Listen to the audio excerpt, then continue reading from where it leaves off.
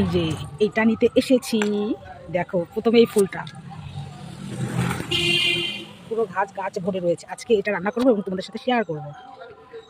এই দেখো নেওয়া হয়ে গেছে, চলো বন্ধুরা দেখো ছুলে নিয়েছি, এই যে সব ছুলে ধুয়ে পরিষ্কার করে নিয়েছি। আর এই যে বিচি, ঠিক আছে, ভালো মতন নাড়াচাড়া দেবো, নাড়াচাড়া করবো ভালো করে, ঢেকে রাখবো। তারপরে জিনিসটা খেতে টক টক হবে, খুব ভালো লাগে।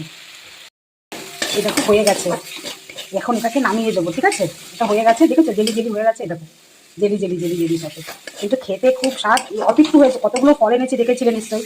তো দেখো করতে করতে একটুখানি হয়ে গেছে, অল্প একটু হয়ে গেছে, পুরো জেলি জেলি ভাব, কিন্তু খেতে খুব স্বাদ, টক টক ভাব গরম ভাতের সাথে। আর আমি এটা কিসের সাথে আজকে খাবো সেটাই তোমাকে আজকে দেখাবো। ঠিক আছে, চালটাকে ভালো করে ধুয়ে নিয়েছি। তোমরা কারা কারা এই খুদের ভাত খেয়েছো বা খাওনি আমাকে একটু কমেন্টে জানাবে। আজকে এটার সাথেই চলবে খাওয়া, তবে আমি কম নিয়েছি কারণ একবেলার জন্য করবো তো তাই। আর আগের থেকে আমি এখানে আলু ভাজার মতন আলু কেটে জলে বসিয়ে দিয়েছি, আর এই জলের মধ্যেই কিন্তু আমার ভাতটা হবে। ঠিক আছে, তো দেখতে থাকো ভিডিওটা, পুরোটাই তোমাদের ভালো লাগবে ভিডিওটা। কথা দিচ্ছি, কারণ আজকে একটা নতুন কিছু তোমাদের সামনে ভিডিওটা তুলে ধরলাম। এই নতুন রেসিপি অনেকেই মানে এখানে খেতে খুবই সুন্দর সুস্বাদু খাবার, কিন্তু এটা অনেকে খায়নি এখনো। তো একবার বলবো তোমরা একবার ট্রাই করতে পারো। ঠিক আছে, দেখো কি নাইস না, ওয়াও দেখো বন্ধুরা, পুরো দেখো সাজিয়ে দিয়েছি, একদম সুন্দরভাবে সাজিয়ে দিয়েছি।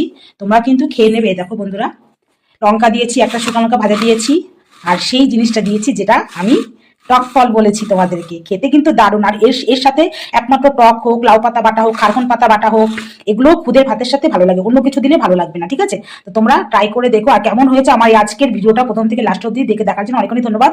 কেমন লেগেছে ভিডিওটা অবশ্যই কিন্তু কমেন্টের মাধ্যমে জানাবে। Tata, bye bye.